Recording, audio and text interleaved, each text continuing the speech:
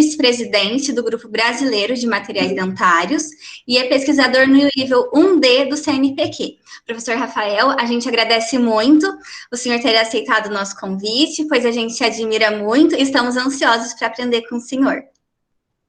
Muito bem, vocês me escutam? Sim, estamos te escutando, Sim, professor. tá. E agora a professora Mariana vai falar um pouquinho. Boa noite, professor Rafael. Boa noite. Boa noite a todos aqui presentes. Como professora, então, do Departamento de Materiais Dentários e Prótese da FORP, e em nome da professora Andréia Cândido dos Reis, gostaria mais uma vez de agradecer a sua presença aqui no dia de hoje, a sua disponibilidade por estar aqui conosco, falando de um assunto tão relevante, né, que é a associação entre materiais dentários e pesquisa na odontologia. Então, mais uma vez, recebo os nossos agradecimentos da nossa universidade, dizer que a FORP está de portas abertas para o que você precisar, e desejar aí uma boa palestra a todos e uma boa noite a todos. Muito obrigado. Pessoal, lembrando que o link para o certificado vai aparecer durante a palestra no chat.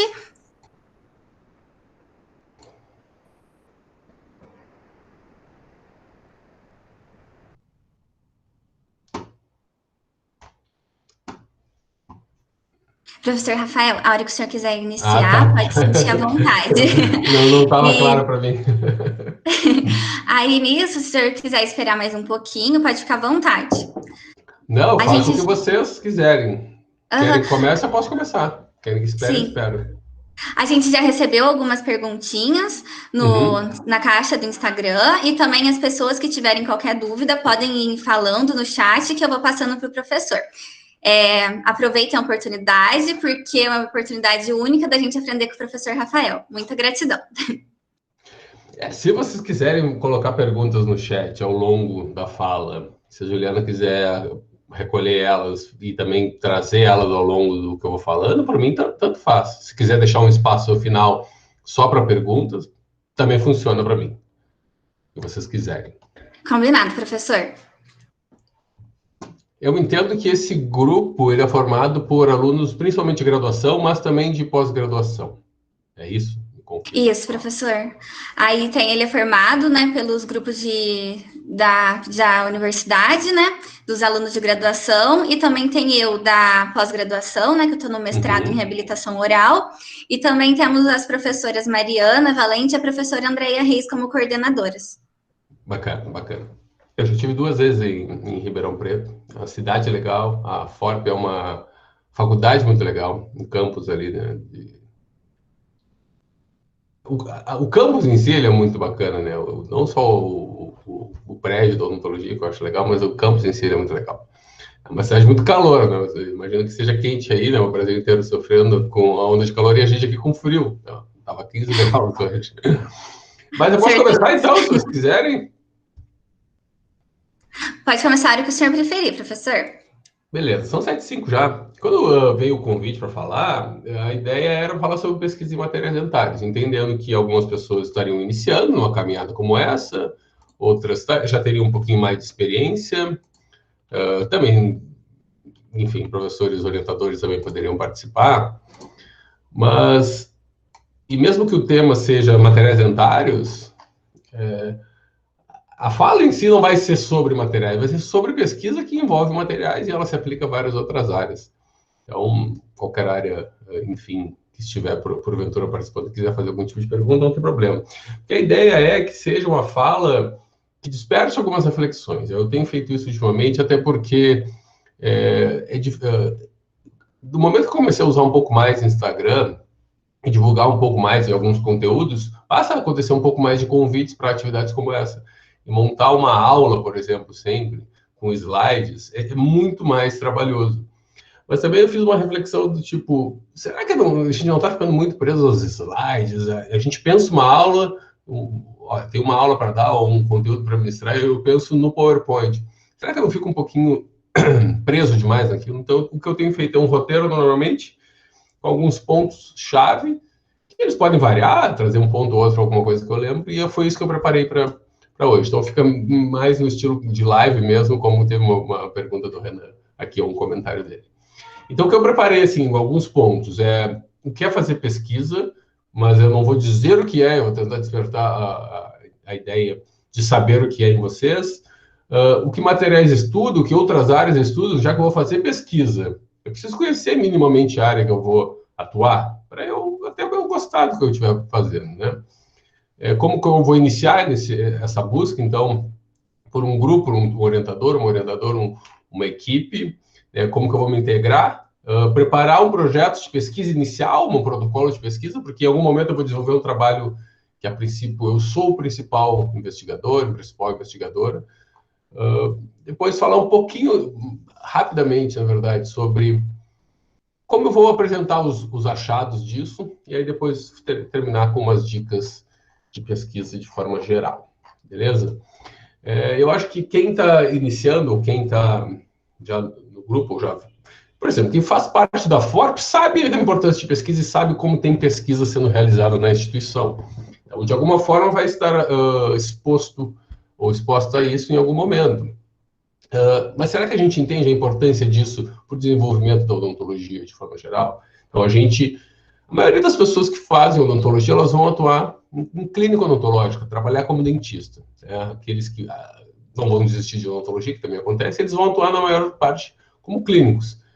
Mas o que a gente faz, né, clinicamente, e a forma como a odontologia clínica se desenvolve, ela depende muito da ciência e como a ciência se desenvolve. Por isso que ter uma ciência forte no Brasil significa ter uma odontologia forte. Ou uma odontologia forte no Brasil, ela depende de uma ciência forte. Então, nesse momento, como a gente tem uma ciência odontológica forte e também uma odontologia clínica conhecida e reconhecida internacionalmente, é óbvio que é um casamento entre as duas. Não é? É difícil a gente ter uma ciência forte sem uma clínica forte, ao contrário também.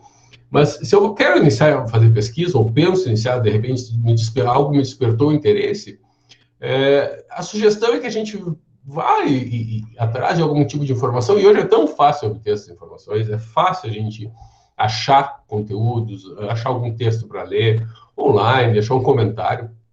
O que há mais tempo era difícil, hoje é mais tranquilo. Então, a gente pode aproveitar esse material que está disponível online para saber o que é fazer pesquisa, o que envolve a atividade de pesquisa. E se eu vou participar disso, o que é esperado de mim, ou qual é o meu papel a cumprir ali dentro, né, daquelas atividades. É claro que esse papel ele vai se tornando mais complexo e mais completo à medida que eu vou desenvolvendo as atividades. Quem começa vai ter um papel menor e aos poucos vai se acostumando e o papel vai aumentando. Mas o que é fazer pesquisa? Né? O que envolve esse tipo de atividade? Aliás, essa é uma reflexão que a gente pode fazer, inclusive, da atividade de ensino, pesquisa e extensão. A gente sabe bem o que é. A gente tenta, muitas vezes, classificar a extensão como algo que é fora da instituição, mas o que é uma atividade de extensão, propriamente dita? Se ela não é uma atividade de ensino ou pesquisa, é difícil a gente classificar. Agora, a pesquisa a gente consegue classificar bem e entender bem. Então, como funciona a ciência, qual a importância dela, não só para a odontologia, mas de forma geral, o mundo que a gente vive. Um resumo seria que a ciência foi um método desenvolvido pela gente, pela humanidade, para entender, compreender e até predizer um pouco das coisas do mundo que a gente vive. Então, a gente tenta explicar o mundo que a gente vive, observar padrões, né, fazer experimentos para entender se alguma coisa pode melhorar, se a qualidade de vida das pessoas pode melhorar, se a gente pode morrer menos por um determinado aspecto, se a gente pode melhorar a qualidade de vida do paciente, a longevidade de tratamentos. Então, hoje a gente vive num mundo que depende muito de ciência e tecnologia. Até uma frase do Carl Sagan, que é um pesquisador e divulgador de ciência americano já falecido, que ele sempre dizia que o mundo que a gente vive atualmente é dependente muito de ciência e de tecnologia. E a gente não sabe nada de ciência e tecnologia. Então, depois a gente não sabe por que a gente tem tanto problema e dificuldade de comunicação.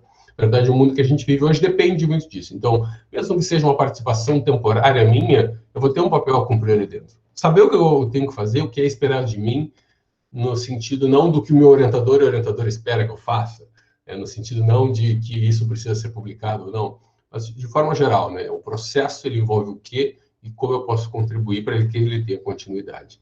Então, qual é o meu papel, qual é a participação e qual é o meu propósito de fazer pesquisa isso não precisa ser para quem está iniciando agora, isso pode ser para todo mundo revisitar esse tipo de reflexão ao longo das atividades, porque é importante a gente refletir por que a gente faz aquilo que a gente faz.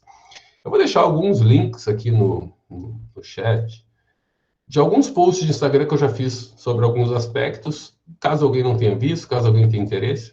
E o primeiro que eu vou colocar são 3 aspectos que eu acho relevantes na prática de pesquisa, que a gente vai fazer atividade de pesquisa, que é exatamente o desenvolvimento ou o entendimento do propósito, o desenvolvimento de uma educação, uma erudição científica, e depois a parte de comunicação. Então, tá ali o post para quem quiser dar uma lida, certo? Então, vou fazer algum tipo de reflexão sobre o que é fazer pesquisa. Beleza, mas eu acho que eu quero fazer pesquisa em materiais dentários. O que materiais dentários estuda? Se eu não tenho nenhum entendimento ainda, estou no início da faculdade, tipo de temas, tópicos, né, são estudados, são pesquisados em materiais dentários. Se eu tenho uma certa familiaridade com a área, eu tenho até mais possibilidade de ampliar ou de aprofundar um pouco essa reflexão. Se eu ainda estou começando na área, talvez eu tenha que pegar um livro-texto que mostre de forma geral os materiais dentários, e possivelmente isso vai começar naquilo que é básico, que são polímeros, metais e cerâmicas. Então, dali a gente tem, basicamente, um desdobramento de todos os tipos de materiais que a gente tem.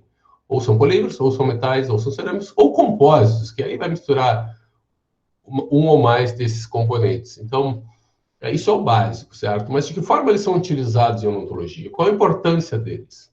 Se alguém fizesse pesquisa em materiais dentários e faziam, né, nos anos 70, provavelmente ia desenvolver estudos em materiais metálicos, algumas resinas acrílicas, os primeiros compósitos, mas provavelmente teria dificuldade de fazer pesquisa nisso. Possivelmente iria trabalhar com...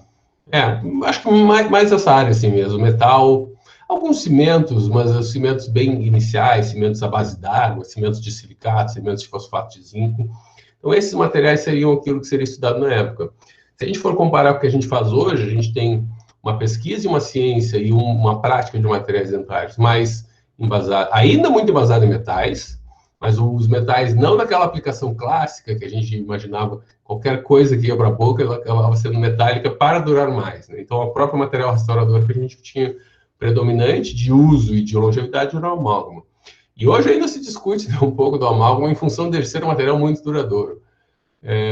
Mas hoje os metais eles estão mais, talvez, numa área de implante, algumas aplicações mais específicas, embora se use clinicamente ainda metais, como em prótese, na área de prótese, mas não se pesquise tanto, por exemplo, ligas metálicas, etc., como materiais restauradores diretos em odontologia ou indiretos neste campo, na área de implante, sim.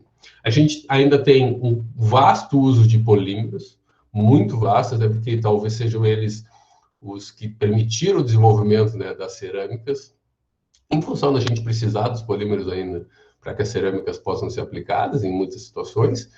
E aí, nos polímeros, eu adiciono os compósitos também, né? Então, a gente tem muito material disponível, né, nesses 3 principais pontos. Mas, então, se é isso que o materiais estuda, eu tenho uma base, né, daquilo que talvez eu vá estudar também. Mas quais são as aplicações disso? Como que os materiais são aplicados? Como que os metais, os polímeros, as cerâmicas são aplicados? Como que eles são produzidos? Como que eles são depois manufaturados, usinados, preparados para uso clínico?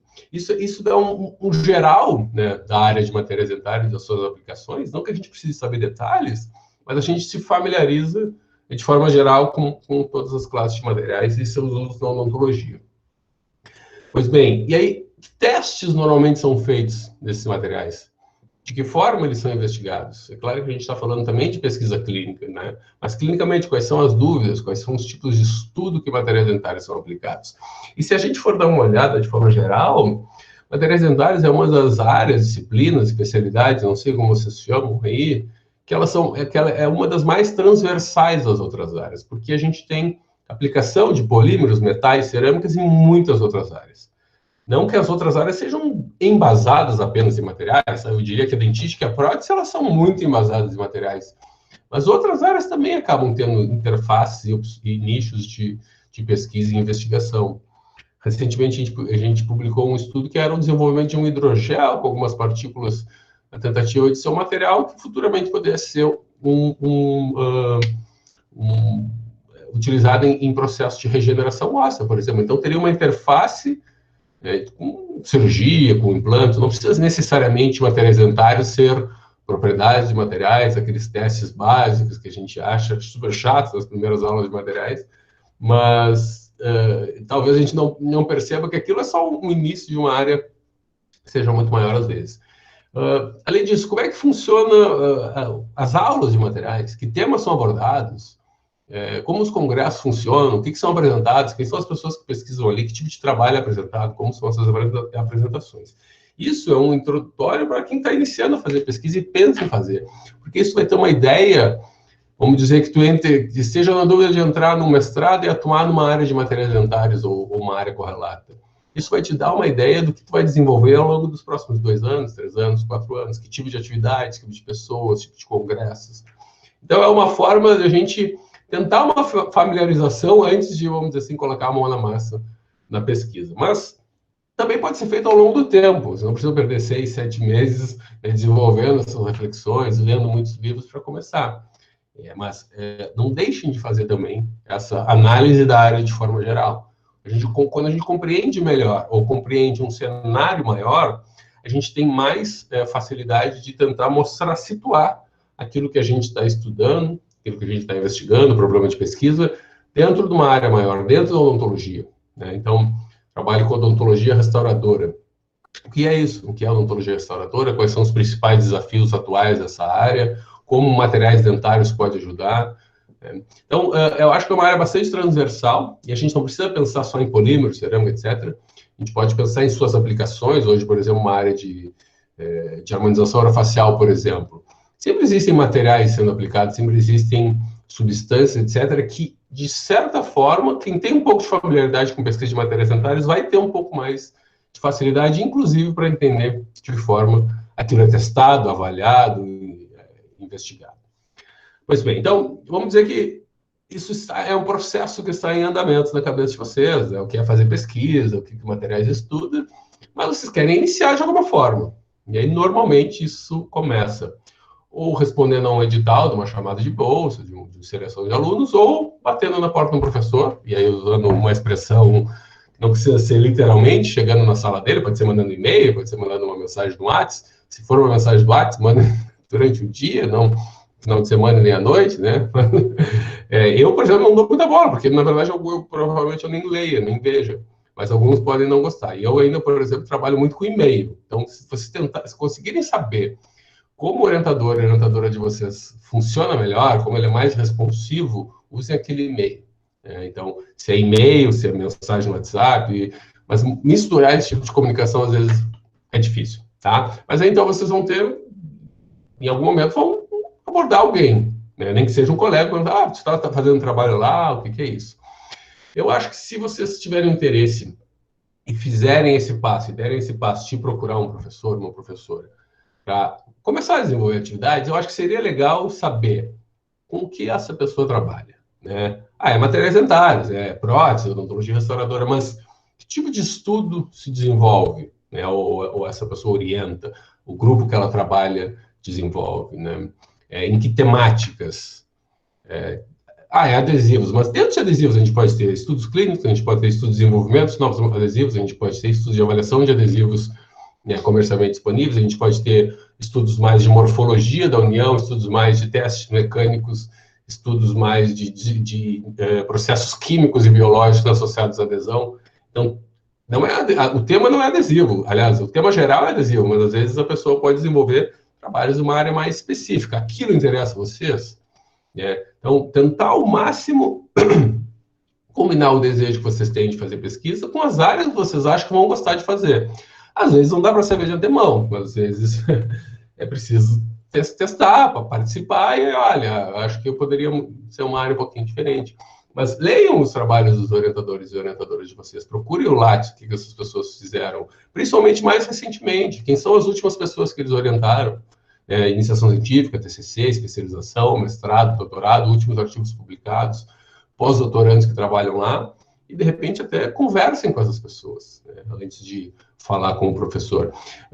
Não é um problema falar e chegar e dizer assim, olha, eu queria fazer pesquisa, não tenho nem ideia o que é, então bati na sua porta aqui porque acho que o senhor pode me ajudar, ou a senhora. Não tem problema fazer isso, mas eu acho que a comunicação começa um pouco mais efetiva se a gente já fez o trabalho de casa antes. Então, a gente já entende com quem a gente está falando, que tipo de atividade aquela pessoa desenvolve, que oportunidades ela pode me oferecer, tanto de temáticas como de ambientes de trabalho. Deixa eu só tomar água.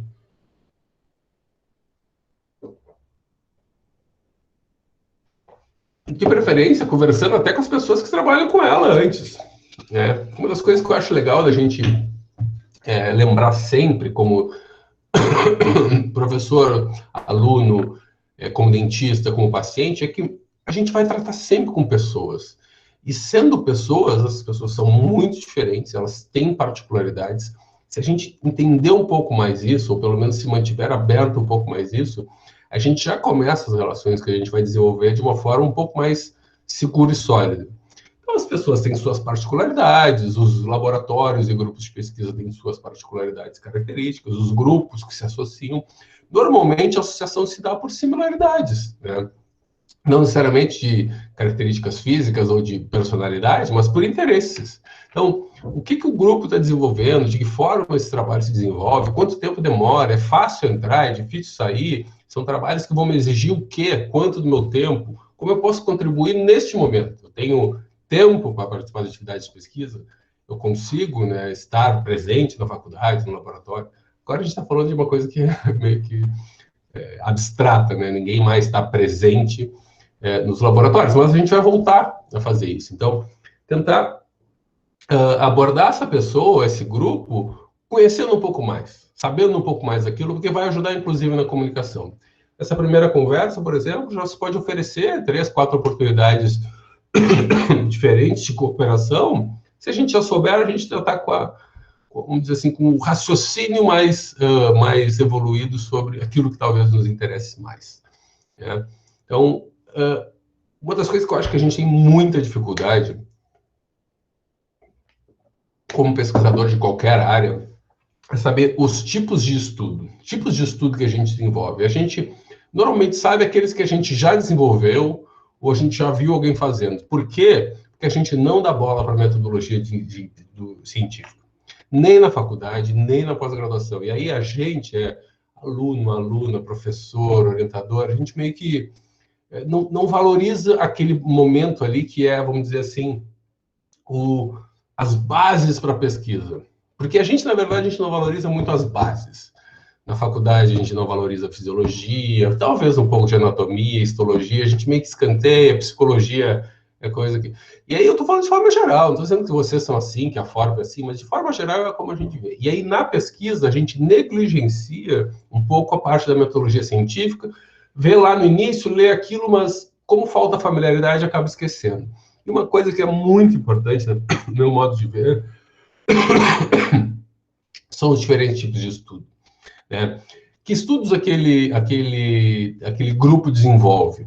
Beleza, eu gosto, mas eu conheço os outros tipos, até para eu saber de que forma eu posso trazer outras experiências, outros conhecimentos para esse grupo. A gente fez uma série de posts, que eu vou colocar aqui mais um link, que esse é só o primeiro, esse é o início, que é assim, os principais tipos de estudos de odontologia, em odontologia, que na verdade são a pesquisa, né, médica, biomédica. Depois, na sequência, tem outros posts ali que explicando um pouquinho mais de cada um. Eu acho legal que a gente tenha um pouco mais de familiaridade.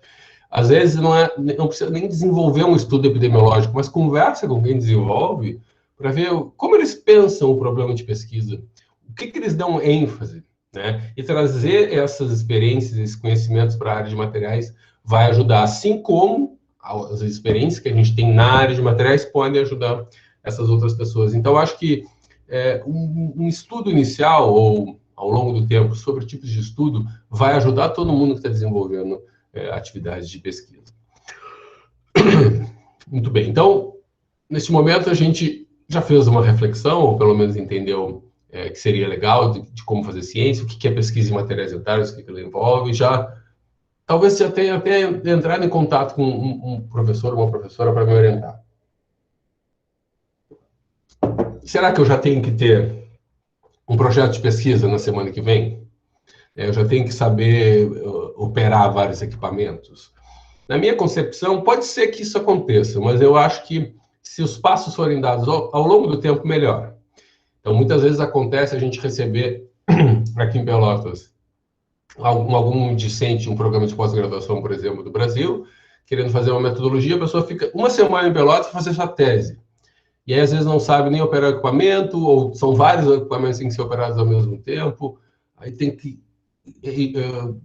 coordenar 1000 pessoas para trabalhar junto, e às vezes dá erros, né? A gente tem erros durante a metodologia, pensou que aconteceu alguma coisa, aconteceu outra. Então, eu acho que nesses casos aí, por exemplo, faltou o planejamento. Então, eu vou falar de planejamento posteriormente, mas acho que se a gente começar aos poucos, no laboratório ou na clínica, se for uma pesquisa clínica, vendo os métodos, como eles são aplicados, vendo o preparo, né, do ambiente, como ele é feito, quanto tempo aquilo demora, quanto tempo antes eu tenho que chegar, o que eu tenho que ter pronto, né? Aquela metodologia que está sendo feita, aquela análise, ela vai me responder o quê? Qual a importância daquela metodologia dentro do estudo? Ela é crucial ou ela é secundária? Ela vai fornecer os dados principais do estudo ou ela vai ajudar só a contar a história? Então, é claro que isso ao longo do tempo, mas eu acho que é importante esse tipo de caminhada que a gente vai aos poucos pegando e se acostumando com o que está fazendo. E às vezes pode ser 2, 3 semanas no laboratório, sabe? Conversando com as pessoas. Tá, ok, acho que agora eu vou ter meu projeto, mas se puder só ajudar num primeiro projeto, só, sei lá, participar de uma etapa, mas tentar se integrar ao que está sendo feito. Então, não tenho nem ideia do que é o projeto, eu só estou fazendo aqui a leitura tal. Eu acho que perde uma oportunidade. A gente vê isso acontecendo, passa isso para o aluno de IC fazer. E aí o cara, a menina nem sabe direito o que faz porque estão dizendo para fazer, mas se perde uma oportunidade ali de um ensinamento. Então, acho que sempre que a gente está participando de atividade de pesquisa, sempre tem quem sabe mais que a gente, sempre tem quem sabe menos, né? Talvez nesse momento tu seja o que sabe menos. Então, tu vai aprender com os experientes. Ao longo do tempo, além de aprender com os mais experientes que vão continuar trabalhando contigo, você também pode ensinar, né, aqueles que estão vindo de que forma funciona, como as coisas, como a pesquisa é feita, não só no ligar e desligar, no colocar 1 milímetro ou 2, mas no próprio processo, no método. Eu acho que é um processo de cooperação, que a gente deixa muito de lado, talvez por não entender a importância disso, né, de quantos participantes do processo eles são importantes para o desenvolvimento de uma mentalidade científica naqueles que estão participando. Então, tem muita oportunidade de bolsa. Em São Paulo, eu acho impressionante a quantidade. Pelo menos quando eu fiz pós-graduação, era assim, quem queria fazer IC tinha bolsa. E aí eu tinha saído da UFPEL, uma oportunidade que eu nunca tive bolsa, e assim, tinha 2 ou 3 na instituição. Hoje é uma realidade diferente, até teve um corte recente de bolsa, mas já tem bastante gente fazendo. Em São Paulo sempre foi isso, muito importante, mas talvez pela facilidade que era, eu vi muitas pessoas não fazendo aquilo, vamos dizer, entendendo bem o seu papel no processo. Achava que era importante, que era bom para o currículo, ia contar alguma coisa, a bolsa era boa, mas se perdeu ali uma oportunidade. E convenhamos, a pessoa que está entrando no processo, como ela não conhece muito o todo, é difícil que ela seja super proativa, saia perguntando para todo mundo, batendo nas portas das pessoas. É importante que ela seja integrada por quem está lá. Então, eu acho que é todo um processo de amadurecimento de grupo, né, de cooperação, né, no desenvolvimento da pesquisa. Então, para responder a pergunta, então, depois que eu já tenho orientador, eu já tenho que ter um projeto, na minha opinião, vá se integrando ao grupo de pesquisa, vá participando de atividades. Às vezes é uma situação que não dá, tem que ter logo o projeto de pesquisa para essa semana, porque está atrasado, ou porque pegou uma bolsa de treinamento, não sei. Tem as suas particularidades, mas de forma geral, acho que as pessoas podem ir se agregando aos poucos, participando até chamadas de iniciação científica voluntária, em que a pessoa vai participando das atividades, não pense ainda num relatório que ela tem que entregar, que a FAPESP vai me cobrar, e eu tenho que mostrar isso e fazer aquilo. Talvez ir aos poucos se integrando, vai acompanhando, participando, ajudando, e aí em algum momento vai chegar. Às vezes pode acontecer até a pessoa dizer, cara, eu não gostei daquilo, acho que eu não vou conseguir. E aí tu tomar uma decisão dessa quando tu está fazendo aquilo ali de forma voluntária, indo só, né, para conhecer, é uma coisa. É óbvio que para o grupo, se o grupo está contando aquela pessoa, é ruim. Mas pode acontecer. A gente não gostei, acho que do tema, do laboratório, das pessoas, isso são coisas que acontecem. Eu acho que ir se integrando ao grupo de pesquisa, tanto para quem está começando, quanto para quem já começou, né? A gente sempre pode se integrar mais, a gente sempre pode trabalhar de forma mais ampla. Eu estou vendo que está tendo alguns comentários aqui, Juliana. Eu não sei se tu quer parar, deixamos para o final, se tu vai conseguir, se a gente... Então, professor, aqui é para lembrar que para as pessoas receberem, né, o certificado, elas têm que printar a live, marcar a Land, e se quiserem também pode marcar o professor Rafael, que está acontecendo a live. Além disso, vocês podem ir mandando as perguntas à vontade, que com certeza vocês vão ter muitas perguntas e não percam a oportunidade de aprender com o professor Rafael. Eu tô adorando aqui a live, que o professor Rafael está explicando a importância, né, da gente conhecer muito bem as metodologias, porque às vezes a gente entra nas metodologias e a gente nem sabe se a metodologia ela é crucial, se ela é secundária, né? E também da importância da pesquisa em materiais dentários, né, que o senhor explicou para a gente, qual os materiais que são mais utilizados, a importância da gente se integrar num grupo, né. Professor, a gente tem aqui também algumas perguntinhas que já foram feitas no direct, se você quiser eu já vou te passando também, mas pode ficar à vontade.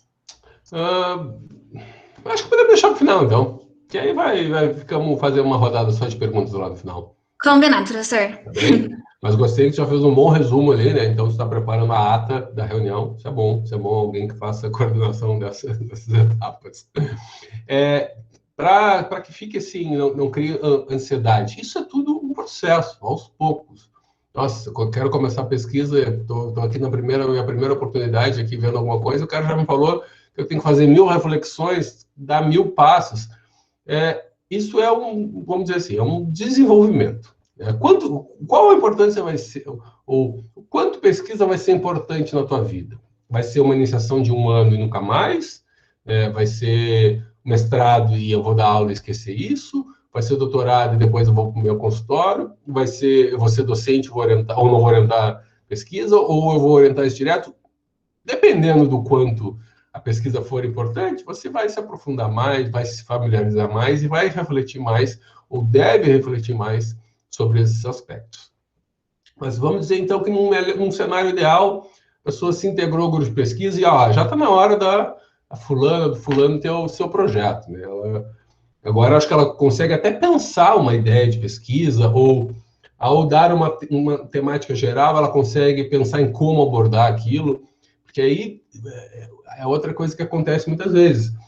Então, qual é o meu projeto? O meu projeto é esse. Ok, como ele foi pensado? Não, meu professor me deu. O doutorando me passou. É o que eu tenho que fazer agora.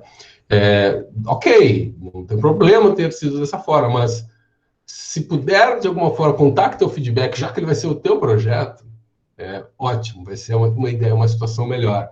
Vai entender melhor depois de 1 ano, 2 anos, 3, sei lá, 6 meses, né, qual foi a importância daquilo, né, da evidência que está sendo gerada ali, aquela informação que está sendo, aquele conhecimento que está sendo desenvolvido. Se eu estou mais integrado ao projeto de forma geral, a sua importância, etc., eu acho que a gente tem um entendimento melhor disso. Então, falando sobre projetos de pesquisa, ou sobre o tema que eu vou trabalhar, eu acho que para começar, a gente tem que pensar numa pergunta boa, né? Então, toda pesquisa ela tem uma pergunta que embasa ela. Será que isso funciona que nem aquilo? Será que se eu colocar isso fica melhor do que se eu tirar? Se eu aplicar 2 vezes é melhor que uma? Dando exemplos bem simples, que a gente pode transferir para quase qualquer coisa de materiais dentários. Então, a gente sempre tem uma pergunta que a gente quer responder, quer gerar uma resposta. O que a gente, às vezes, tem dificuldade é de ter confiança que a resposta gerada, ela responde bem aquela pergunta. Isso é um passo depois. Né? Mas, beleza, vamos começar numa pergunta, mas eu não sei muito bem perguntas, ou às vezes as perguntas são questões que já foram muito respondidas na literatura, então a pessoa sem familiaridade com a literatura vai ter dificuldade de gerar pergunta. Né? Pode até gerar. Será que o clareamento de 10% ele tem a mesma efetividade que 16%? É uma ótima pergunta, mas já tem muito estudo que respondeu isso. Será que vale a pena investigar esse tema? Então, é claro que o desenvolvimento do projeto, do tema a ser investigado da pergunta, ele precisa contar com pessoas mais experientes, que conhecem mais a literatura, que estão mais a par do que já foi estudado, vamos dizer, que são dúvidas ainda importantes de serem investigadas. Porque se a gente pesquisar algo que todo mundo já sabe, ou que pelo menos já tenha muita evidência, a gente vai ter mais dificuldade de convencer as pessoas de que o teu estudo é diferente. A não ser que a gente veja um problema. Não, os estudos que tem, eles têm problemas, e os problemas são esses. Ok, aí tu achou uma pergunta, né, um nicho. Mas investigar algo que já está bem batido, etc., é mais difícil a gente convencer da relevância, da gente publicar num periódico que tenha maior audiência, num congresso chamar a atenção das pessoas, né? Embora, no público geral, as perguntas sejam sempre essas. Então, o dentista sempre não sabe se é 10%, 16% faz diferença, se o clareamento consultório dura mais. Mas no campo de pesquisa, a gente já tem mais familiaridade com a leitura de artigos, então a gente já sabe que algumas respostas, ou várias respostas no clareamento, elas já existem, né? Então, temos que começar da pergunta de pesquisa. Eu estou com um pouco de dificuldade, joga 3, 4 perguntas de pesquisa, lista elas, temas diferentes, se for o caso, a não ser que a gente já queira um tema muito específico, e aí vai para a literatura tentar ver se tem resposta. Hoje é fácil. Imagina quem fazia pesquisa há 30 anos, ir para a literatura. O que era a literatura? Era a biblioteca, física, ler um a um, não tinha Ctrl F, buscar palavra, né? Tinha que saber ler. E outra, na biblioteca da Fort USP é uma biblioteca boa, então devia ter muito periódico. Aí eu vim aqui no UFPEL, não tinha muitos, às vezes eu queria o volume 10 e só tinha o 9, então era muito mais difícil. É claro que eu já peguei uma época que tinha PubMed, eu não sou tão velho, mas imagina fazer isso há mais tempo. Hoje é mais fácil, ao mesmo tempo tem muita literatura, né? Muito artigo publicado. Então, a gente precisa ir refinando depois essas perguntas, ou eliminando algumas que já estão respondidas, ou melhorando a pergunta. Às vezes a gente faz perguntas muito gerais, né? É seguro usar clareadores? Pô, mas aí vai depender da quantidade, da concentração, da forma de aplicação, do regime. Então, é difícil fazer um estudo que leve tudo isso em consideração, né? E eu acho que a gente precisa evitar, principalmente se for aqueles primeiros estudos que a gente fizer, ou a primeira pesquisa que a gente fizer, aqueles estudos que tenta testar um monte de coisa. Então, tem um monte de variáveis, vários fatores, um monte de grupo, e aí, no fim das contas, a gente tem muita dificuldade de responder alguma coisa assim, porque a gente fez um desenho tão complexo de tantas coisas, tantos fatores que poderiam explicar, que nenhum deles fica claro, né? Então, fazer essas perguntas, listar, discutir com o grupo, com o orientador, qual tem mais chance de sucesso. E aí, o sucesso é da gente conseguir desenvolver aqui na instituição, ou com uma parceria próxima, de ser algo que responde uma pergunta importante na literatura, seja para clínicos, seja para pesquisadores que ainda não foi respondida, que avance o conhecimento. Então, que seja uma temática que o grupo goste de avaliar.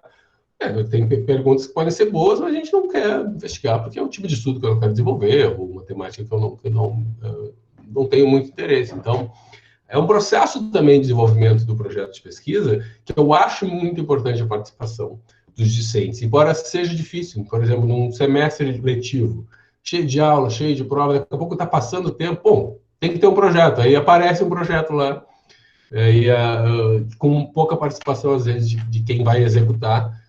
E essa pessoa, por não ter participado, pode também não valorizar aquilo, e o bonde seguir andando, vai empurrando com a barriga, no fim das contas, a gente pode ter perdido uma boa oportunidade de uma cooperação mais incisiva, tá? Então, pensar na pergunta, certo? Então, ela não foi respondida, vocês conseguiram achar algo interessante, não foi respondido. E aí não é uma busca, assim, algo que ninguém sabe, ou algo que eu vou conseguir publicar porque é diferente, é algo que seja relevante. E saber a relevância disso é importante, né? Porque ela vai justificar e vai te ajudar a embasar a formação do teu projeto de pesquisa, o delineamento dele, né? Então, é aquilo, perguntas novas ou abordagens inovadoras acabam gerando mais atenção, né? Mas aí pode ir refinando essas buscas, conversando com os colaboradores, e aí, pronto, vai escrever um projeto de pesquisa. Na minha opinião, o mais efetivo é escrever um protocolo de pesquisa. O que é um protocolo? É um projeto resumido. Porque o projeto a gente pensa, e aí eu tenho aqui um checklist de projeto de pesquisa para mandar para vocês também uma postagem. Projeto a gente pensa algo maior, que vai ter um referencial teórico maior, vai ter mais revisão da literatura, para a gente mostrar que realmente aquele tema não foi abordado, o que se sabe ou não. Mas eu acho que ele é um passo seguinte do protocolo. O protocolo seria basicamente ter título, a gente sempre tem que ter um título, né, que ela vai chamar a atenção, a manchete do meu estudo, problematização, e aí é uma sentença. Então, por exemplo, se fosse o caso dos clareadores, não se sabe se a longevidade do clareamento de peróxido de carbamida 10 ou 16% é a mesma. Isso se sabe, mas vamos dizer que ele não se soubesse, essa seria a problematização, não é trazer clareamento, surgiu não sei quando. Problematização, a gente tem dificuldade de estabelecer qual é o problema que o estudo investiga. Então, essa problematização, beleza, qual é o objetivo? Então, investigar isso, aquilo, não.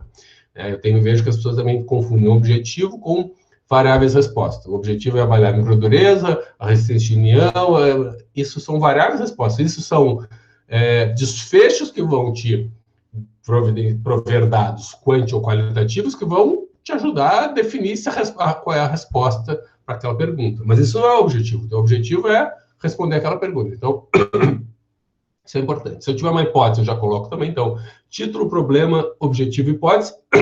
E aí, metodologia. Metodologia, lista. Né? Quais são as variáveis, né, do estudo? Eu acho que a gente tem dificuldade de saber o que é variável. Né? Como aluno, como professor, às vezes. E variável é algo muito importante. Então, tem uma outra postagem aqui sobre variáveis. Tá?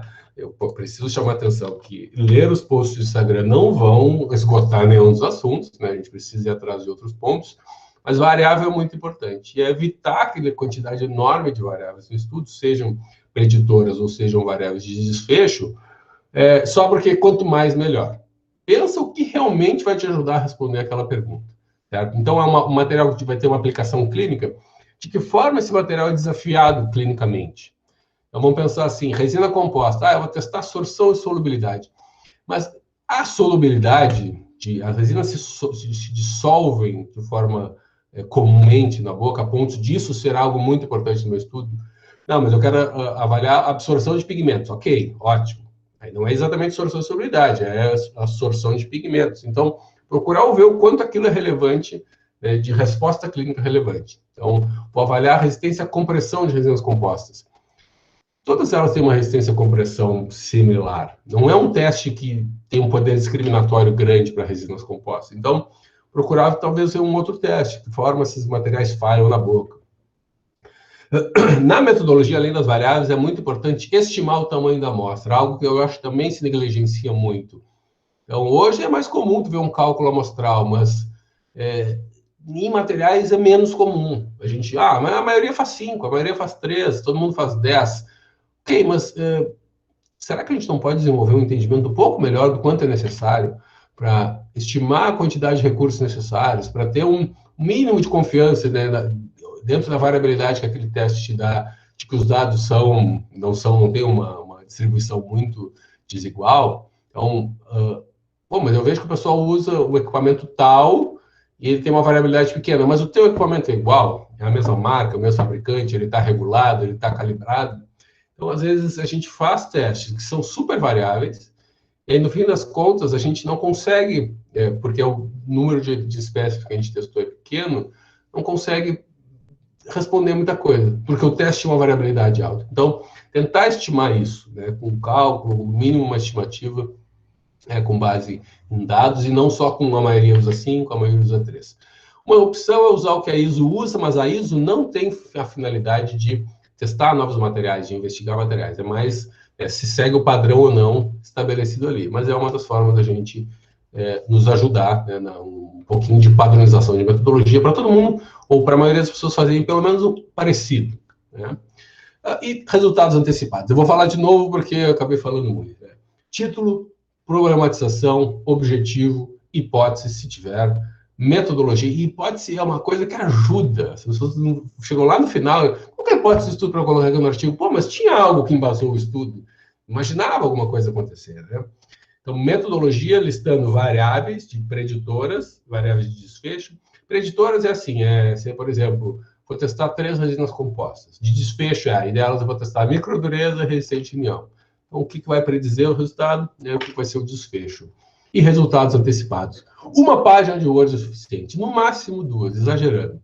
Isso é o teu protocolo. E hoje, uma prática comum ainda não, mas uma prática que está sendo incentivada é publicação de protocolos.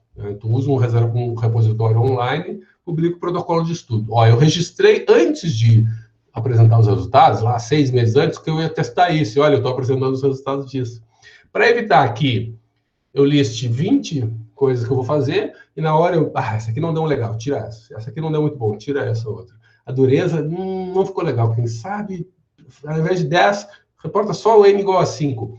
Por quê? Porque isso é seleção de dados. A gente está buscando, né, manipular aquilo que a gente obteve para mostrar um resultado mais legal. Mas a variabilidade, o erro, o problema também é importante para os outros pesquisadores. Então, hoje se fala muito na publicação de protocolo. Eu acho mais fácil a gente discutir um protocolo entre pessoas, então tu manda para o teu colaborador uma página de Word do que vai ser, é melhor do que um projeto de 40, 50 páginas, que ele vai ler, vai demorar semanas para te mandar de volta. Se ler. Então, e aí, beleza, o protocolo tá... Todo mundo já leu, deu os seus pitacos, eu acho que é isso. Agora desenvolve o projeto de pesquisa. É claro que precisa ter um referencial teórico, um projeto mais extenso, mas eu acho que o protocolo ajuda muito, né, na idealização da pesquisa. E ali dentro, pensar se um estudo piloto não é importante. Então, olha, é uma metodologia que ninguém fez ainda, quem sabe a gente testa.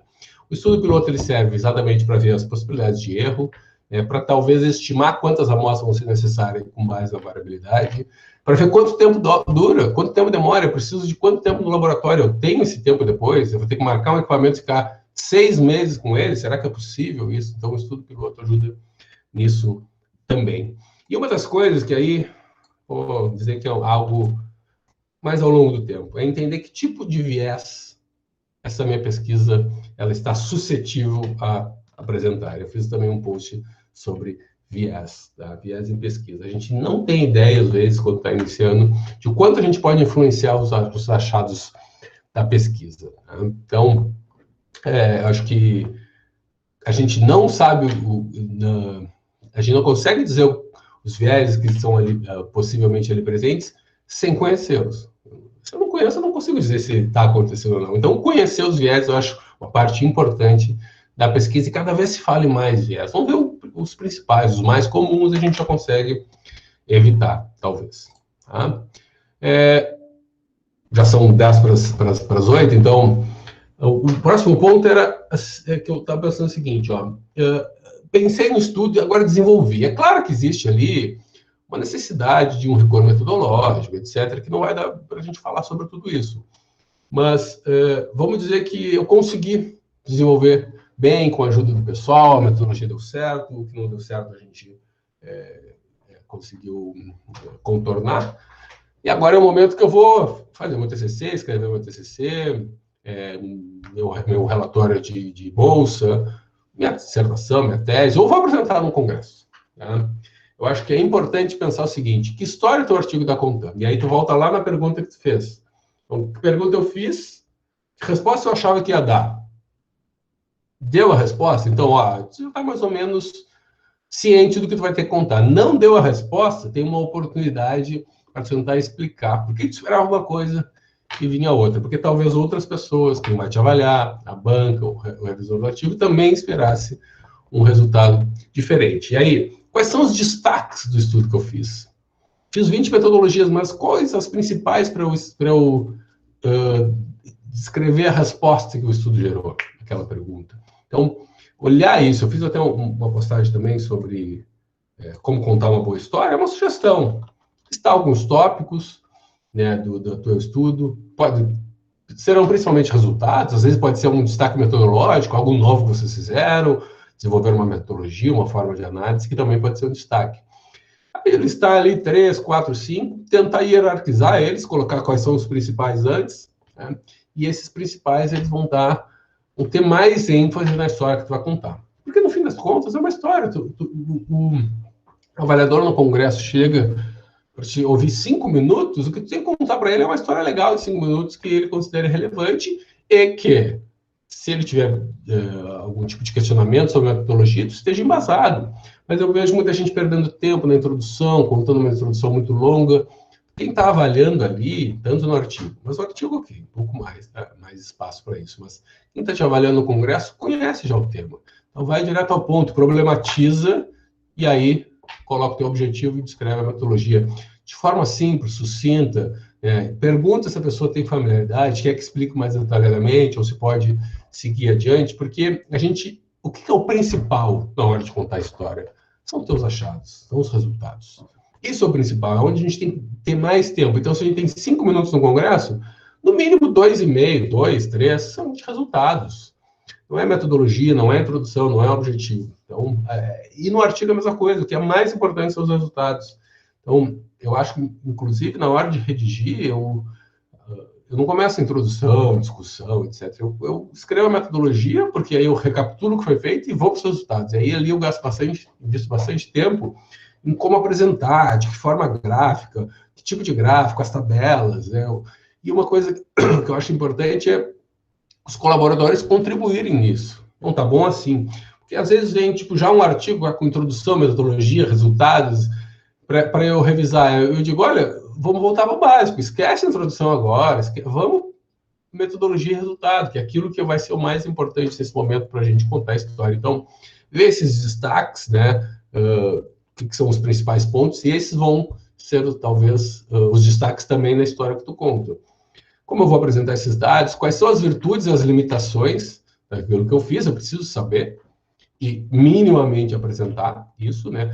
Um congresso de 5 minutos não vai dar tanto tempo de apresentar as limitações, mas se um revisor perguntar, um avaliador vai saber disso, né? Fazer, então, um relato, né? Aí o artigo tem que estar bem escrito, TCC, etc. Não vai dar tempo de a gente falar sobre isso, mas tem uma janela de oportunidade aí, que é quais são as lições que ficam no estudo que a gente fez. Então, desenvolvi meu primeiro estudo. O que eu aprendi? E o que eu vi que eu deveria ter aprendido antes, né? O que eu posso melhorar para o próximo? O que deu certo, o que não deu? Um balanço para o próximo estudo, para o próximo projeto, para a próxima colaboração, a gente usar aquilo que a gente aprendeu nessa, certo? Então, para a gente ir passar para as perguntas, eu vou dar as 10 dicas finais de pesquisa em materiais dentários, e aí a gente abre o espaço para os questionamentos, certo? Então, separei 10 dicas e mais ou menos uma ordem, assim, eu ia dizer de importância, mas não é de importância, acho que é uma ordem da cronologia mesmo das coisas, tá? Então, planeje muito bem. Então, faça o planejamento da pesquisa. Eu não tenho familiaridade, peça ajuda, certo? Para o orientador, para o pessoal do grupo, né, para alguém do laboratório, trabalhar em cooperação, em conjunto, nesse momento é muito importante com o planejamento. E o protocolo vai ajudar. Aquela uma página, mantenha aquilo ali, né, que tu sabe que é, vamos dizer, o contrato, o acordo que foi feito entre todos. Entenda o seu papel no estudo. Então, eu sou só o IC, então alguém deve estar vendo isso. Mas será que tem? Será que tem alguém que está vendo isso? Alguém deve saber isso. Depois eu pergunto, mas será que não é bom perguntar agora? Então, qual que é o meu papel? O que espera? Pergunta ao professor. Professor, eu sou aluno de iniciação científica, de mestrado, doutorado. O que o senhor espera de mim, ou a senhora, neste trabalho? Quais serão as minhas atribuições? Né? O que o senhor espera em termos de desenvolvimento delas? Né? Quem eu posso contar com ajuda que seja mais experiente, quem eu posso ensinar que seja menos experiente. Então, converse, faça esse tipo de comunicação e entenda o seu papel. Né? Se é mestrado, doutorado, você é o principal investigador, a principal investigadora. Então, entenda isso, que no final das contas, se der um problema, o rojão vai estourar na tua mão. Tá? Terceiro, separe o estudo em etapas. Quais são as etapas? Isso não quer dizer que preciso fazer uma coisa para começar outra. Não, mas são coisas diferentes, momentos diferentes. Quanto que ele me requer de energia essa etapa? De tempo, de preparação, né, de juntar material, de arrumar o laboratório, né, de buscar literatura. Separa as etapas, 3 etapas, 4 etapas, 5 etapas, né, distintas, que seja preparo do material, depois testes mecânicos, depois testes biológicos. Isso já seria uma forma de organizar o estudo, né? Eu tenho recurso para isso? Quanto que eu preciso? Né? Quem vai me ajudar? E atrasar faz parte. Ah, eu queria fazer até agosto, mas cheguei em setembro eu não tenho. Atrasar faz parte, mas se comunica com as pessoas. Está atrasado em função disso, mas espera até outubro estar finalizado. O problema é aquilo que está atrasado e um fica esperando o outro falar. O orientador fica esperando, uma hora vai ter que aparecer. Né? Aí a pessoa fica, putz, não sei, uma hora o orientador vai me cobrar. Se comunica, não faz parte atrasar, faz parte, né, ter problemas, mas sabendo quais são as etapas, quanto tempo elas demoram e qual a próxima, a gente está um pouco mais organizado. 4. Utilize alguma estratégia de aleatorização. Quem faz ECR, ensaio clínico randomizado, sabe muito bem a importância de aleatorização. Mas no materiais, às vezes, a gente negligencia isso, certo? Então, a gente separa a manhã para o grupo A e a tarde para o grupo B. Mas de tarde eu estou com sono, de tarde eu estou cansado, não aguento mais, e grupo B no final é um pouco pior, porque eu fiz os espécimes do grupo A. Ou ao contrário, eu começo no grupo A de manhã e eu nunca fiz aquele espécime, e aí eu faço meia boca, porque eu nunca fiz. E aí de tarde que eu estou bem treinado, sai tudo padronizadinho. Então, use estratégias de aleatorização e reporta isso nos artigos. Tá? Porque eu acho que valoriza e dá uma robustez metodológica importante. Vai ser importante também para reduzir os vieses. 5. Registre muito bem tudo o que aconteceu. Tem um caderno online, um e-mail, mas tira foto. Hoje é fácil fazer isso. Para fazer metodologia, tira foto. Tem dúvida, olha fotos depois. Monta uma pasta só com esses registros. Mas eu ainda sou fã de caderno. Né? Tem o caderno da pesquisa, aquele que não dá para arrancar folha nem nada, porque ali cola os espécimes, anota a data, o que foi feito hoje, quem estava junto. Em algum momento isso vai ser importante. Em algum momento a gente vai ter que revisar os dados, dar uma olhada de como foi feito, e ali as anotações, elas vão ser a tua memória aqui. A gente tem um viés de memória horrível, né? A gente acha que fez uma coisa e vai olhar, não era bem assim. E a gente adora dizer que tem certeza, né? Mas é a certeza na nossa cabeça, né? Então, por isso que anotar eu acho muito importante, e principalmente pesquisa de materiais dentários, tem muita etapa, muito teste, né? Uma variabilidade alta, tendo as coisas anotadas, fica um pouco mais seguro, né, o caminho que a gente vai trilhando. Então, a quinta, registre bem o que aconteceu. 6. Faça uma verificação dupla dos dados. Não ignore essa etapa. Coletei, analisei, reportei, beleza. Quem vai checar? Outra pessoa precisa verificar isso. Se é uma revisão sistemática, não tem duas pessoas que extraem independentemente. Por quê? Porque as pessoas erram. A gente olha uma coisa e anota outra. A gente está na cabeça 10 e anota 11. Isso faz parte das pessoas. Então, conferência dos dados, essa checagem dupla é muito importante. Olhar se é um Excel, às vezes é um Excel longo, extenso, mas a gente passa para a próxima etapa com a certeza de que essa etapa é a que a gente deveria estar, ou pelo menos uma segurança maior. Várias vezes acontece, mas só um pouquinho, o que está... separaram isso ou aquilo? Não. Então, volta vários passos, perde um baita tempo, porque não se fez a checagem mais calma inicial, né, dos dados. Então, acho importante. O coração do estudo vai ser o artigo, são seus resultados. E os dados é o nosso DNA ali, a parte mais importante do que é a nossa coleta. Então, é a colheita que a gente fez lá, né, que a gente semeou. Então, a gente precisa cuidar bem daquilo. 7. Trabalhe em equipe. Não ignora isso. Né? Não, eu sei fazer, eu faço melhor. Alguém pode sempre te ajudar em alguma coisa. Né? E não seja nisso, que seja na outra, e aí paga isso. Né? Então, alguém te ajudou, ajuda também. Faz parte, a gente sabe que na pesquisa, no laboratório, a gente precisa muito disso, de ajuda. 8. Não deixa as coisas para o seu eu do futuro fazer. Isso a gente faz o tempo inteiro. O eu do futuro é a mesma pessoa de agora. Não vai querer fazer também, vai ter preguiça, não vai gostar, não vai ter interesse. Então, não, semana que vem, depois do feriado, eu falo. Ou então, a gente adora dizer, não, no feriado, tem um feriadão aí, eu vou estudar. Com certeza. A gente sabe que o eu a gente esquece que o eu do futuro, lá do feriado, é o que está agora dizendo que vai fazer no feriado. E aí, lá no feriado, a gente diz que é semana que vem. Então, se possível, não deixa para o futuro, né? Então, planeja. Quanto tempo precisa? Beleza. Então, é uma manhã, já marca na agenda uma manhã. Essa manhã eu vou fazer isso. E aí começa. Mesmo que não consiga finalizar, se começou. Se ficar deixando, né? Agora vou esperar passar semanas de prova, depois tem a jornada, depois tem a interodonto, e aí sim, se perdeu muito tempo para começar. 9. Faça um balanço final das lições aprendidas. Terminou um experimento, um estudo, um artigo, uma tese, faz um balanço, revisita o que tu fez. E aí ali a gente sempre tem lições que talvez a gente não esteja enxergando que são importantes. E a 10, para mim, é mais importante. comunicação. As pessoas têm dificuldade de comunicação. A maioria dos problemas que a gente tem no mundo poderiam ser menos problemáticos se a gente se comunicasse melhor. Então, não tira conclusões precipitadas, pergunta para a pessoa, fala o que você está pensando, tira a dúvida. Eu acho que ela falou estranho comigo, ou ele falou de um jeito que ele está me cobrando. Pergunta, conversa. É óbvio que as pessoas têm dificuldades, às vezes, de relacionamento, isso faz parte também, mas não deixe de se comunicar. Manda um e-mail, registra, conversa, manda uma mensagem, não deixa passar a oportunidade de comunicação, porque é um trabalho em equipe. Não tem como fazer pesquisa sozinho, nem aluno, nem docente, nem pesquisador, nem orientado, ninguém. Então, como é um trabalho em equipe, as pessoas são diferentes, valorize a comunicação. É isso, Ju. Muito obrigada, professor. Nossa, que live sensacional. Eu adorei muito aprender com o senhor. Veio muito a calhar o que a minha orientadora sempre fala para a gente nas reuniões do grupo de pesquisa, né? Que a gente sempre tem que definir muito bem antes o objetivo, depois definir as metodologias, né? A importância da gente definir a pergunta, né? Para depois a gente saber responder. Nossa, eu adorei muito. Não tenho nem palavras para te agradecer, professor. Adorei as 10 dicas valiosas. Sempre bom aprender, né? Com quem é referência na área. Ainda mais materiais dentários que eu amo desde quando entrei na graduação. E aí, professor, a gente tem aqui algumas perguntinhas, aí eu vou te passando. O Renan, professor, ele perguntou assim: professor, em meio ao grande avanço da ciência, como estar atento às pesquisas cada vez mais específicas que estão sendo feitas, como alunos de iniciação científica?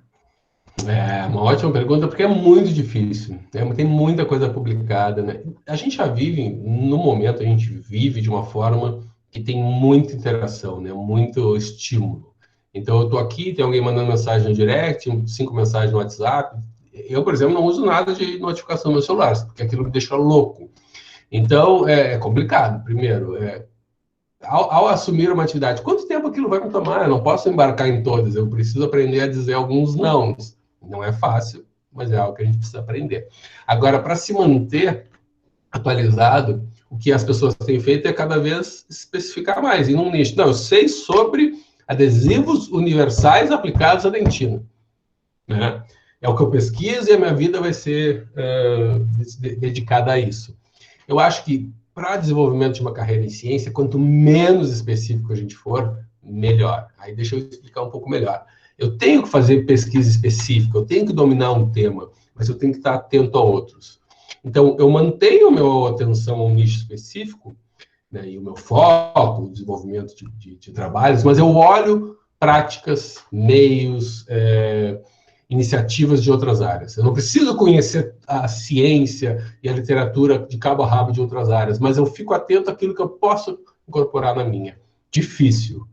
Algo que requer amadurecimento. Para o aluno de iniciação científica, a melhor forma é se comunicar com quem sabe mais. Conversa com as pessoas que já passaram por esse momento e tenta, né, trazer um pouco da prática do que ajudou elas para tudo. Aí, professor, a Helena, ela perguntou assim: qual a correlação da pesquisa em materiais dentários com a indústria? Total e crescente. Então, quem tem oportunidade de fazer pesquisa e interação com a indústria, ótimo, porque, inclusive, são oportunidades que podem surgir de trabalho no futuro. Tá? Eu vou contar um exemplo de uma aluna que eu orientei aqui em Pelotas. Ela fez mestrado e doutorado. No mestrado a gente não tem materiais. Ela fez na dentística, mas trabalhou em materiais. E ela trabalhou o tempo inteiro com desenvolvimento de materiais, pensando em materiais que poderiam ser aplicados na indústria, e ela desenvolveu silicones. Claro que ela tinha uma particularidade, que ela era casada com um professor de engenharia, certo? Mas eles, né, depois que ela terminou o doutorado, eles montaram uma empresa. O nome da empresa é Hiller Biomateriais, não sei se vocês conhecem, mas ela é sediada aqui em Pelotas, e o ano passado ela foi vendida para a Straumann depois de 5 anos. Então, eles montaram a sua própria empresa, mas contrataram várias pessoas que estavam terminando o doutorado aqui, abriu uma oportunidade de pesquisa para outros projetos acontecerem ali, e do jeito que a gente vai, em termos de financiamento para a ciência, reduzindo, sendo mais disputado, fazer parceria com a empresa é muito importante para o desenvolvimento de pesquisa. Principalmente porque fontes diferentes de financiamento, né? Então eu tenho uma oportunidade de fazer algo que não precisa de um financiamento público, né? Aplicabilidade dos achados, a empresa não quer, olha, eu vou te dar um monte de material aí, tu faz o que tu quer com eles. Eles querem algo que vai girar, vai retornar para eles em termos de melhoria dos produtos, em termos de mais venda, em termos de o usuário ele vai ter algum tipo de ganho. Então, a chance de ser uma pesquisa aplicada é grande também. Então, aí precisa, né, só um pouco entender, talvez entender, de certa forma, os interesses em jogo. Então, a empresa ela não está interessada em formar um mestre, ela está interessada em melhorar alguma coisa, né, que seja um produto dela. Mas tu tem o interesse também na tua formação de mestre, assim como ajudar. Então, uma parceria ganha-ganha, que os dois ganham, não só eu quero que a empresa me pague uma bolsa, né, me mande para os congressos, me dê o material, e aí, no fim das contas, eu vou defender a tese e vou embora. E aí, alguém que dê sequência. É importante que tenha um produto final, algo que seja bom para todos. Professor, a Helena também, ela perguntou como não deixar a pesquisa em materiais dentários ser elitizada? Como chegar à população efetivamente? É bem difícil, é bem difícil. E aí não é só a pesquisa em materiais dentários, mas é difícil. A gente vive um momento em que não há uma valorização grande da ciência e ela só cresceu em função da Covid, né? A pandemia, olha, o que os cientistas estão fazendo? E mesmo assim tem um monte de discussão, ainda tem gente contra a vacina. Então, a gente não vive um momento de grande valorização da ciência. Eu acho que a resposta para essa pergunta é um trabalho a longo prazo, né? De entendimento, não só dentro da academia, mas fora da importância da ciência. Eu sempre cito um exemplo. A gente foi para a escola, a gente tinha lições de português, porque a gente ia falar português depois. A gente tinha matemática, porque, de certa forma, a gente usa a matemática no que a gente faz. Mas a gente deu importância para o desenvolvimento ou a gente entendeu que as disciplinas em matérias ciências eram importantes depois, que era algo que ia ficar para o resto da vida, ou foi a gente, isso aqui é tipo religião, vou olhar agora, não vou mais na bola, ou alguma outra. Então, a gente precisa entender que a ciência, né, e o desenvolvimento dela é algo que é uma forma que a gente viu de melhorar o mundo que a gente vive. Então, valorizar a ciência é importante. Então, se a população valorizar a ciência de uma forma maior, e isso é algo com o tempo, a gente vai ter uma facilidade maior de transportar esses achados para as pessoas. Mas aí eu vou citar duas situações que são importantes a gente analisar. Primeiro, não dá para fazer uma descrição simplesmente da tua pesquisa, colocar no jornal lá usando termos técnicos e achar que aquilo ali vai gerar um conhecimento na população leiga. Então, eu preciso traduzir aquilo, de alguma forma, uma linguagem que as pessoas possam entender, tá? Mas eu consigo fazer isso com todas as pesquisas, então a FORP, todas as pesquisas vai parar no jornal da cidade, aquilo vai mudar a realidade local? É difícil, talvez tenha que ser aos poucos, selecionar os temas que nesse momento sejam de mais interesse, né? E aos poucos desenvolvendo uma mentalidade de ciência.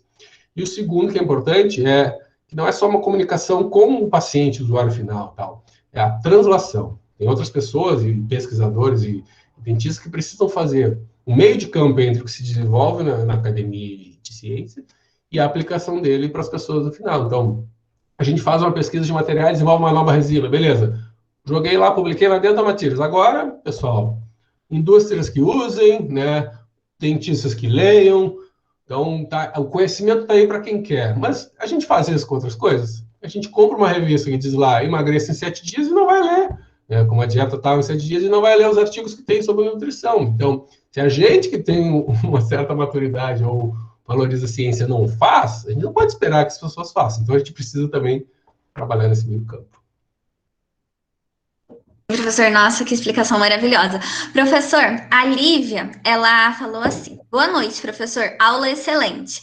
Gostaria de saber se fazer uma iniciação científica em materiais dentários me abriria portas para passar em processos seletivos para pós-graduação em outras áreas, ou se seria mais interessante eu direcionar meu estudo para estes outros assuntos desde o começo. Seleções dependem de pessoas, então não dá para dizer assim, faz isso que com certeza vai dar certo. Mas materiais dentários, era uma das perguntas que a gente levantou, né? Ela te ajuda durante o desenvolvimento da tua graduação, durante a especialização e vida profissional, porque é difícil achar uma área, e pode ser que exista, mas vamos dizer que 40% não vai usar materiais, mas 60%, eu não tenho uma estatística agora, vai usar materiais. Então, você vai fazer odontologia restauradora, você vai fazer endodontia, você vai fazer ortodontia, vai fazer pediatria, dentística, prótese. Tem muito material, até cirurgia, né, implanto. Talvez a pérola que tenha menos, mas ainda tem biomateriais utilizados. Então, ela te ajuda, né, em todas as áreas. Não vai ser jogado fora.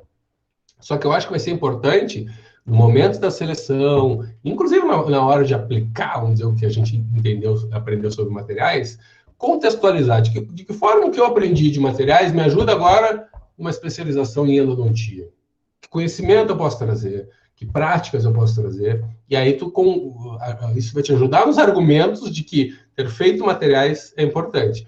É claro que endodontia, alguém que fez endodontia e vindo materiais, também traz práticas. Então, só que a transversalidade de materiais é muito grande. Então, tenta mostrar que algumas das coisas que foram desenvolvidas lá, um raciocínio crítico, uma reflexão, o próprio teste de materiais, às vezes, ambiente e laboratório, podem te ajudar depois no manuseio, na aplicação, na seleção, indicação, avaliação, acompanhamento de pacientes, de materiais, etc. e técnicas. Eu acho que não é só assim, olha só, tenho tantas horas de materiais, me valoriza isso.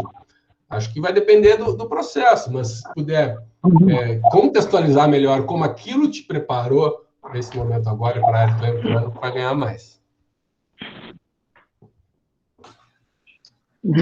Professor, pode falar. Professor, eu quero agradecê-lo infinitamente por essa aula maravilhosa. Eu sou a professora Andréia, aqui do Departamento de Materiais Dentários.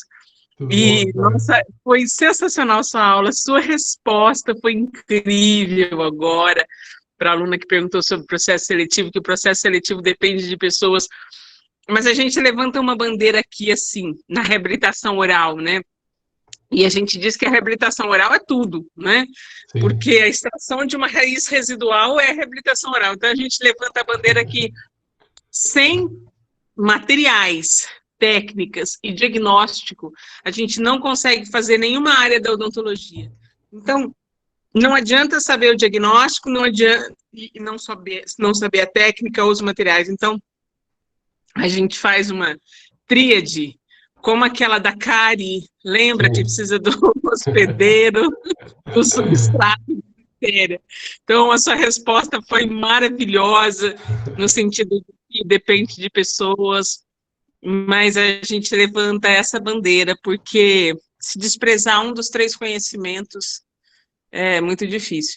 Gostaria de agradecê-lo muito, muito por essa oportunidade incrível e dizer-lhe que nós estamos torcendo para que chegue logo o momento para que a gente se encontre pessoalmente. Sim. Saiba que o senhor vai ser convidado muitas e muitas vezes para estar junto a nós aqui no nosso departamento. Muita gratidão. Eu deixo novamente a Juliana com outras perguntas. Se tiver, eu só queria entrar agora nessa pergunta que eu achei brilhante a sua resposta. Viu? Muito obrigada mais uma vez. Imagina, eu quero agradecer. Deixa eu aproveitar, então. Eu acho que esse espírito, né, da gente defender o que a gente trabalha é importante, porque a gente valoriza. A gente sabe que tem importância, ou que aquilo é relevante. Então, não perder isso, eu acho bastante importante. Então, legal ela trazer isso. Quem faz pesquisa de materiais, às vezes, ou em qualquer área, né, pode ficar um pouco desanimado e decepcionado com o resultado, com um tema, com uma negativa de artigo. Mas, na verdade, né, qualquer área, qualquer tema, qualquer coisa que a gente faça na vida, a gente vai estar propenso a ter percalços. Então, mantendo, né, ali, como ela falou, compromisso com a valorização daquilo que a gente está fazendo e conhecendo a importância, não pulando etapas, etc., a gente consegue encaixar os conhecimentos e as práticas que a gente vai aprendendo ao longo do tempo naquilo que a gente vai fazer agora. Então, vou sair da faculdade, vou fazer especialização e fiz alguma coisa de materiais, com certeza vai ter oportunidades, possibilidades de aplicação daqueles conhecimentos, se a gente valorizar os conhecimentos que a gente desenvolveu. Professor, a Bruna, agora ela perguntou assim: professor, como funciona o processo para patente de um produto inovador em materiais dentários? É uma boa pergunta. Não é algo que a gente está acostumado na academia. Claro que hoje mais. Há mais tempo nem se falava sobre isso, mas patente, né? A patente, no início da minha carreira como professor, eu até participei um pouco disso, mas eu vi que depois não era exatamente o que eu queria. E aí tinha outras pessoas com mais vontade, mais interesse, mais capacidade que eu para seguir essa área aqui na UFPEL. Mas basicamente, o mercado, ele diz, olha, eu vou te proteger aquilo que a ideia que tu teve, e só tu vai poder desenvolver ela por um período de tempo, certo?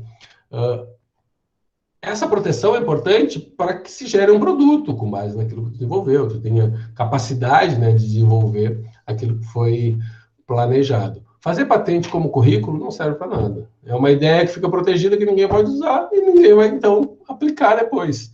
Então, não pensar a patente como currículo. Isso é, olha, realmente tem uma oportunidade aqui de algo diferente. Agora, será que um aluno de iniciação científica ele consegue simplesmente ter uma ideia brilhante e patentear aquilo e depois vai ter que correr atrás de uma empresa? Então, hoje, quer fazer patente? Beleza, procura um parceiro. Quem é que vai colocar esse produto no mercado? E aí, claro que essa empresa ela vai ter seus ganhos financeiros, não vai ficar tudo contigo, porque, afinal de contas, aquilo vai, inclusive, ser bom país na geração de impostos. Então, o processo ele envolve registro da propriedade intelectual no Instituto Nacional de Propriedade Intelectual, o INPE, né? Existe uma tramitação bem burocrática, que leva anos, às vezes, para eles te darem a carta patente, mas isso não impede que o produto seja desenvolvido. Então, registrar algo só para currículo, perda de tempo. Né? Registrar algo, se não desenvolver o produto, outra perda de tempo. Então, faça parceria. E aí sim, a patente ela vai ter a sua importância ali dentro. Sim, muito obrigada, professor. Professor, agora eu vou ler as perguntinhas que a gente recebeu na caixinha do Instagram. Claro. Uma das perguntas foi a seguinte: como a pesquisa pode contribuir para o dia a dia clínico do pesquisador? Eu acho que a gente, às vezes, se a gente disser que o clínico ele tem que saber tudo que a gente sabe o que está fazendo aqui, a gente vai ter uma frustração. Então, ele tem que saber tipos de estudo, vieses, variáveis. Não. Eu acho que o clínico ele tem que ter uma educação científica. Então, vou citar um exemplo. Nossa, semana que vem, ou essa semana apareceu um paciente que eu vou fazer uma endocrown. Nunca vi isso. Nunca fiz. Sei que existe, estudei. Beleza. Será que não é possível ler 2, 3 artigos de revisão sobre isso, sobre a técnica? Um sobre a técnica, 2 artigos de caso clínico, relato de caso, mas também uma revisão sobre os principais desafios. Não é possível isso? Então, é trazer aos poucos práticas de embasamento científico. Ele não vai... A gente não pode esperar que eles... Olha, amanhã vem um paciente, eu vou fazer, sei lá, uma RAP aqui. Então, eu vou ver se ainda se faz RAP, procurar toda a literatura para tentar responder. Não, ele já tem uma prática de fazer aquilo, sabe que funciona. Agora, quando ele vai trazer algo novo, aí é importante ter um embasamento. E aí não ir para o Instagram ver o que o influenciador falou, ou só porque o cara é famoso disse aquilo funciona. Vai trazer uma prática de desconfiança, né? Primeiro, não, peraí, vou tentar ver a informação. Não é difícil hoje, né? Com o Sci-Hub, por exemplo, é fácil a gente pegar os artigos. Mas ler muitos artigos é difícil. Então, para o clínico, eu acho que seria mais, de vez em quando, ler uma revisão, né? Ver qual assunto ele tem mais interesse. Começar dos artigos mais básicos e, aos poucos, ir aprofundando um pouquinho. Não precisa saber detalhes metodológicos, né? Mas a prática, eu acho que ela é importante. Eu acho que pouca gente faz isso. A gente tem sempre metodologia científica, etc., mas, como eu falei, a gente depois não dá bola para isso, né? Porque também a odontologia é uma profissão disputada, muito trabalho, etc., e a gente vai praticando de uma forma que não coloca, né, o uso da ciência ao longo do tempo, e aí, depois de anos, é difícil a gente mudar essas práticas. Então, se for desde o início, melhor. E aí não precisa ser, um turno vai ser para ler artigos. Mas quem faz isso, acaba tendo vantagem. Está mais atualizado, está menos propenso, né, a essas coisas novas que vão aparecer, que sempre aparecem. Hoje eu vi me mandaram uma postagem. A gente tem um projeto de extensão aqui que chama Odontologia, Ciência e Sociedade, que a ideia é estimular esse raciocínio crítico. E aí muitas postagens de Instagram acabam indo ali para a gente comentar. E aí era um enxaguador, um colutório bucal que colocava umas ervas lá, etc. E aí a questão é, e aí? Tem evidência de que isso funciona? Eu não acho que seja ruim bochechar uma água saborizada. Eu não preciso dizer ao paciente, você vai morrer por causa disso. Mas talvez eu possa mostrar para ele, olha, não se estudou isso. Então, tu quer fazer, pode ser que tenha problemas que não se conhecem. E talvez os efeitos que o influenciador está falando, eles não existam, já que não foi testado. Então, vai com calma, vai com cautela. Aí é que eu acho que a gente está usando bem a ciência na clínica. E não imaginar que o dentista lá vai começar a baixar artigos em inglês e ficar lendo. Sim, professor, concordo plenamente. Agora, tem outra pergunta, que é a seguinte, que vem a calhar com o que você estava falando agora dos artigos, né? Que como selecionar a revista para enviar o artigo? Se antes deve pensar na revista e escrever baseado nela. Tá, como selecionar? Eu vou dizer como eu faço. Eu não dou bola mais para quadros e fatores de impacto, mas é uma prática que eu resolvi fazer. E eu só consigo fazer isso porque eu já tenho uma certa experiência. No início, todo mundo ficou olhando qualis, mas muito mais importante do que qualis e fatores de impacto é quem é que lê aquilo, quem vai ler aquilo. Para quem tu quer falar, o que tu quer falar. A tua história que tu está contando de clareamento, ela é interessante para quem? Aí tu consegue definir ali 5, 6 revistas, certo? Beleza. Então tem mais ou menos 5, 6. Agora, quão novo é isso que eu estou trazendo? Quão robusto é? Quão interessante é a ponto de ir nos periódicos mais disputados?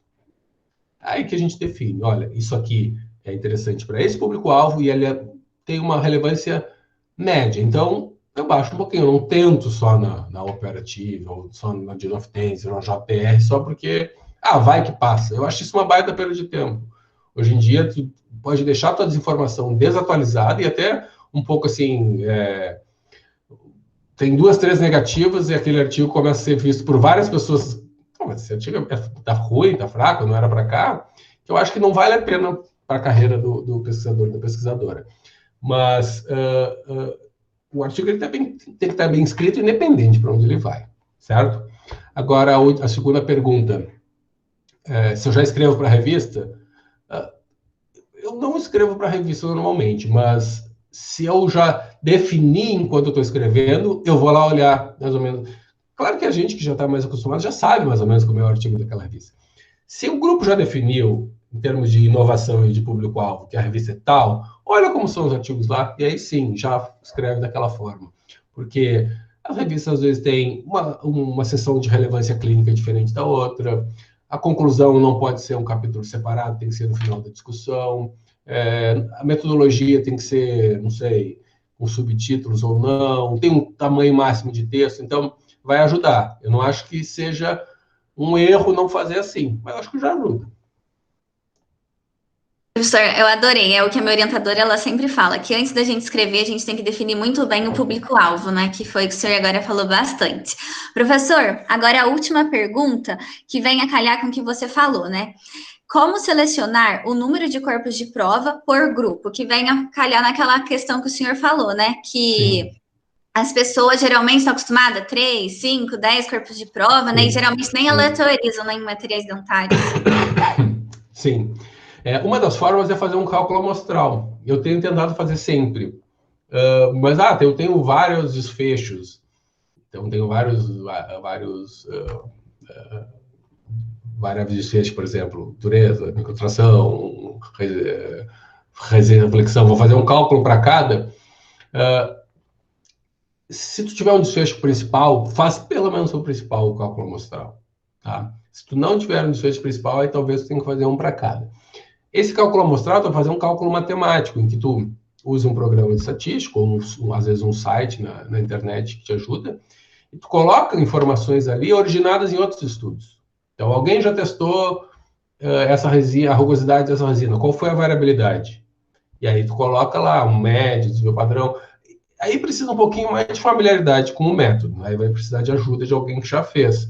Mas é uma forma de tu eliminar do processo de revisão aquela dúvida, mas como vocês estimaram? Por que 10? É uma pergunta frequente, então dificilmente, assim, eu não sei nem dizer se os últimos 10, 20 que eu submeti, eu mandei sem cálculo de amostra, porque é uma pergunta frequente e a gente já se programa.